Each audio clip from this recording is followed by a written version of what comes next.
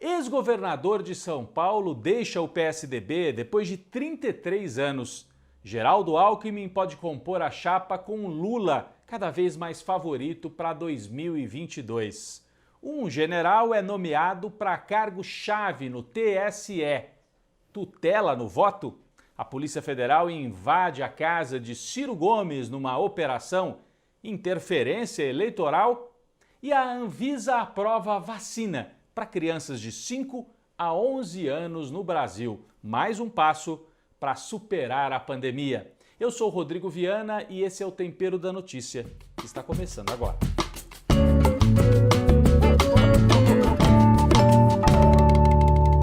Era uma despedida já esperada, né? Geraldo Alckmin deixou o PSDB esta semana, depois de 33 anos. Ele foi fundador do partido, ao lado de Fernando Henrique, Mário Covas, Franco Montoro, né? E foi o tucano que mais tempo esteve à frente do governo de São Paulo.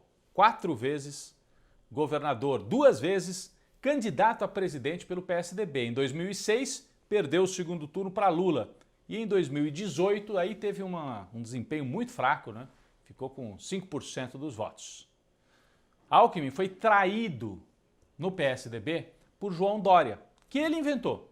O Alckmin que inventou o João Dória na política, teve o apoio do Alckmin para ser prefeito, depois virou governador e na eleição de 2018 traiu o Alckmin e fez aquele apoio Bolso-Dória, lembram? Apoiou o Bolsonaro. Agora o Alckmin deu o troco, foi embora do PSDB.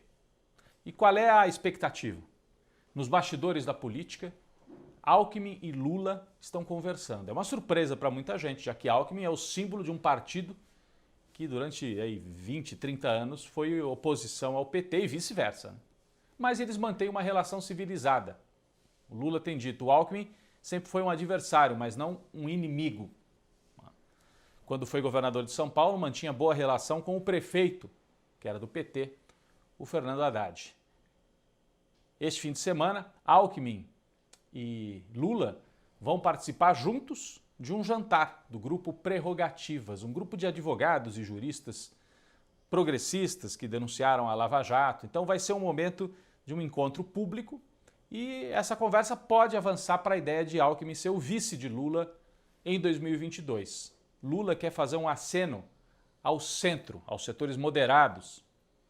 Então ele colocaria um vice assim com um perfil mais conservador, que tivesse um trânsito com empresários, já que Lula vai bem nas pesquisas, mas tem uma oposição forte no mundo empresarial. Aí as pessoas dizem, mas o Alckmin é adversário, isso é traição, vai fazer aliança com quem é tão diferente. Bom, a minha posição pessoal é de que a aliança se faz com quem é diferente, não com quem é igual. A aliança é justamente para ampliar. E o Brasil precisa agora superar, né, para superar o fascismo de Bolsonaro, precisa de todo mundo. O Alckmin apoiou sim a derrubada da Dilma, apoiou o golpe contra a Dilma. As pessoas não precisam esquecer disso. Mas é um momento especial, é um momento excepcional e talvez requeira uma saída excepcional com uma aliança entre dois adversários, né? Meio inusitado. Pode até ser que o Alckmin acabe não sendo vice, mas só a conversa entre os dois já é um bom sinal de um entendimento para a gente superar esse momento tão difícil no Brasil. Bom, Lula nem depende de votos do Alckmin para ganhar. A questão não é essa. O Alckmin talvez desse alguma governabilidade depois que o Lula ganhasse. Facilitar trânsito com setores moderados. Porque no voto o Lula é favoritíssimo. Esta semana mais 2 pesquisas e importante as 2 presenciais, não é pesquisa por telefone. IPEC, que é o antigo Ibope, e Datafolha. 2 pesquisas de muita tradição. E as 2 mostraram Lula com um apoio suficiente para ganhar no primeiro turno a eleição, se fosse hoje. Vamos ao Datafolha. Lula, 48%. Bolsonaro, 22%. Moro, 9%. Ciro, 7%. E Dória, apenas 4%. Então, as manchetes começam a aparecer aí. Lula pode ganhar no primeiro turno. Até a imprensa, que estava tentando levantar o Sérgio Moro, começa a admitir que o quadro não é favorável ao Sérgio Moro, muito menos ao Bolsonaro, que está um presidente da República com 20%, 22% de voto, é muito pouco. Nunca houve um presidente tão mal avaliado, né? A essa altura do mandato. Moro tem dificuldades, está claro que ele tem um teto, ele é rejeitado tanto pela turma do Bolsonaro quanto pela turma do Lula. Fica aí no meio do caminho, não tem carisma nenhum e tem uma história péssima de um juiz que usou o cargo para fazer política. Então Moro provavelmente não vai decolar, o Ciro com grandes dificuldades também, pode nem chegar até a eleição, né? Pode nem chegar até a eleição. Já tem gente no PDT falando é melhor o Ciro não ser candidato, o PDT apoiar o Lula. Pelo menos elege deputados e tal e participa do governo Lula. O Ciro, além de tudo, foi alvo esta semana de uma operação suspeita ainda da Polícia Federal. Muito suspeita.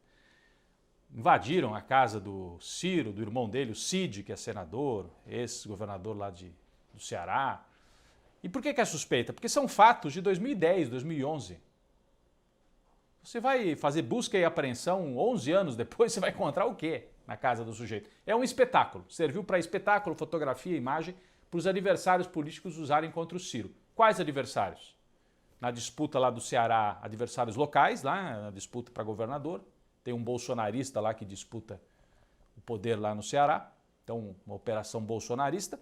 E no caso da eleição presidencial, para desgastar mais o Ciro, para ver se ele desiste de vez e se os votos dele se espalham aí, uma parte podem ir para o Moro. Mas o Ciro fica numa posição difícil, porque se ele desiste agora, vai parecer confissão de culpa, né? Então ele vai ter que ficar, permanecer, esperar passar essa onda aí de pressão policial agora contra ele.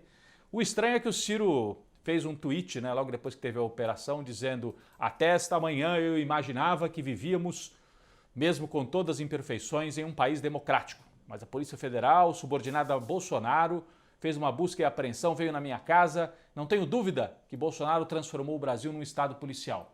O Ciro só percebeu agora, só quando ele foi vítima. Estado policial nós temos há muito tempo. No estado policial fizeram busca e apreensão e condução coercitiva de Lula, lembram? A mando do Moro. Isso aqui é o mesmo espírito. Fazer espetáculo. Não tem cabimento você fazer busca e apreensão na casa de alguém sem ter feito a intimação para a pessoa prestar depoimento. É um abuso policial. É espetáculo para interferir na eleição. Bom, falando em operação suspeita, chama a atenção também esta nomeação de um general por o TSE, o Tribunal Superior Eleitoral, general Fernando Azevedo. Quem é ele? Ele foi assessor do Supremo Tribunal Federal. O que um general faz em tribunais, hein? A não ser lobby e política e defender os interesses dos militares. Então ele foi no Supremo Tribunal Federal, foi ministro da Defesa do Bolsonaro e agora foi nomeado para o TSE. O pessoal está dizendo, não, colocaram ele lá porque se o Bolsonaro tentar uma aventura, perder a eleição e não aceitar e tentar fazer uma aventura, vai ter um general lá para botar ordem.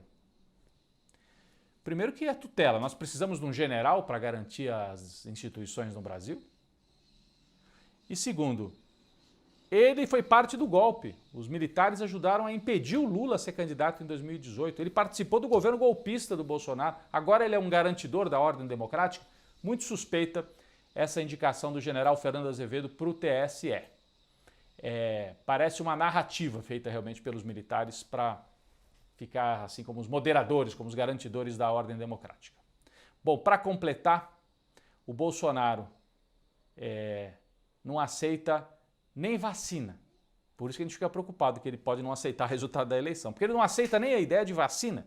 A Anvisa aprovou esta semana a vacina para as crianças, é um grande feito.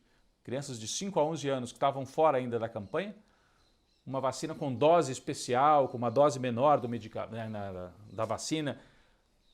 E isso vai proteger as crianças, 2 doses, para permitir que em 2022 voltem às aulas e às creches e a pré-escola com menos risco para elas, para as famílias e para os professores e funcionários das escolas. Então é fundamental. Só que o Bolsonaro disse o quê? Sou contra, quero o nome de quem aprovou isso. Como assim vai vacinar criança? Isso é arriscado. Cientistas do mundo inteiro já estão elaborando, não é assim na louca. Os Estados Unidos já começou a vacinar as crianças. Então o Brasil é uma aprovação técnica muito bem feita e é um passo importantíssimo. Tomara que vacinem logo e que o Bolsonaro fique falando sozinho mais uma vez.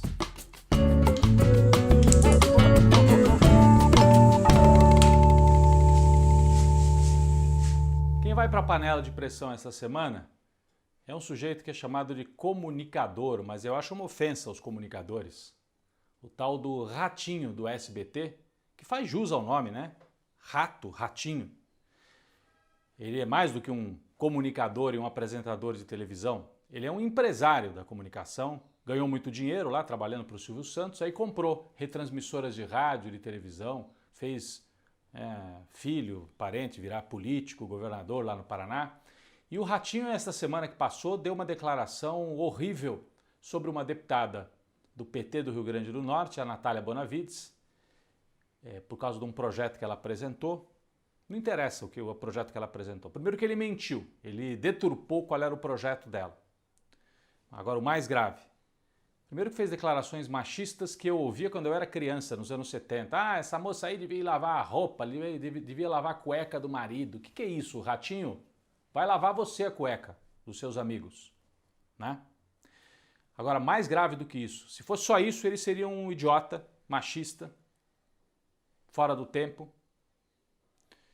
Mas ele fez mais do que isso, e ainda mais grave, cometeu um crime, incitou a violência, falou que dá vontade de pegar uma metralhadora e atirar contra a deputada. É muito grave.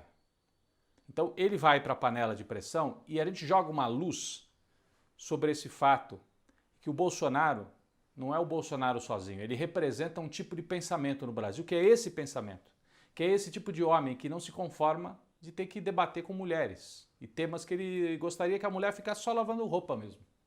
Aliás, é importante lavar roupa. Mas ele gostaria que as mulheres ficassem fazendo só isso e não debatessem. Agora, mais grave é a violência. A violência da palavra, violência simbólica, que libera a violência na rua, a violência física. Então ele tem que ser processado, a deputada diz que vai processá-lo, ele tem que ser denunciado, é um machista, um idiota e, nesse caso, um criminoso. Aliás, ele é do tipo que levanta aquela tese, bandido bom é bandido morto. Nesse caso, Ratinho, você agiu como um bandido. Eu acho que não tem que matar, né? Eu acho que tem que processar, usar os instrumentos civilizados. Mas se fosse usar a regra que ele gosta, não sei qual seria o fim do Ratinho. Espero que ele tenha a chance de rever essas posições, já é um velho, e que possa, ao envelhecer, rever um pouco, repensar essa maneira de atuar na comunicação brasileira. Mas o grave é isso. Nós vamos ter que enfrentar em 2022 não apenas o Bolsonaro, mas esse tipo de pensamento que é arraigado na sociedade brasileira. Ele tem que ser derrotado. Ratinho vai para a panela de pressão e é um dos sujeitos que precisam ser derrotados em 2022 ao lado do Bolsonaro.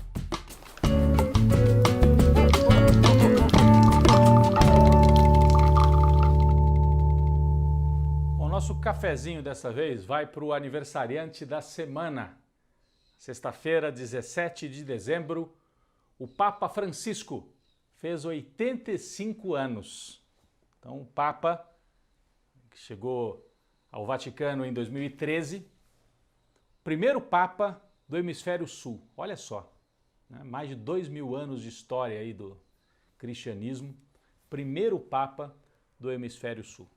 Papa sul-americano, Papa nascido na Argentina, Jorge Bergoglio, né? Descendente de italianos, mas argentino, argentiníssimo. Aliás, adora futebol, né? Um Papa que gosta de futebol popular, torce para o San Lorenzo, né? Um time argentino. Aliás, deu sorte, porque o Papa Francisco assumiu, né, o Vaticano ali, o trono de São Pedro em 2013 e no ano seguinte o San Lorenzo ganhou a primeira Libertadores da história. E ele é torcedor fanático, acompanhava muito o time, jogou basquete também no San Lorenzo. Qual que é a importância do Papa Francisco, né? A Igreja Católica nos anos 60, 70, 80, na América Latina, sobretudo, foi uma igreja popular, uma igreja de organizar o povo, de apostar na vida comunitária, de ajudar o povo nas periferias. Aliás, Bergoglio, né, que era bispo lá na Argentina, ajudou nisso, nas periferias lá de Buenos Aires. Tem uma história de que durante a ditadura ele não teria se oposto com tanta firmeza à ditadura militar assassina da Argentina, mas isso é bastante controverso, porque ele sempre manteve uma postura progressista. Não era, assim, socialista, mas um homem humanista. Isso é importante, porque a igreja que nos anos 60, 70 tinha esse lado humanista, durante o papado de João Paulo II, foi para a direita, né? Virou uma igreja que dizia assim, não, você tem que rezar e o mundo é cada um por si, o importante é você com Deus e tal. O Papa Francisco é um retorno a essa igreja mais comprometida com os pobres, com os movimentos populares. Inclusive ele denuncia o ultraliberalismo, né? Ele é um adversário do liberalismo extremado, né? Que tudo é privatizar, tudo é tirar os direitos dos povos, ele defende que voltem os direitos trabalhistas. Então, um Papa que cumpre um papel importante como uma liderança política no momento em que o mundo vive uma crise tremenda, em que não há lideranças tão fortes progressistas, o Papa Francisco é um nome importante, mesmo para quem não é católico ou não tem uma fé religiosa, ele cumpre um papel tão importante dialogando com esta comunidade católica no mundo inteiro. Um cafezinho especial para o Papa Francisco, 85 anos de idade.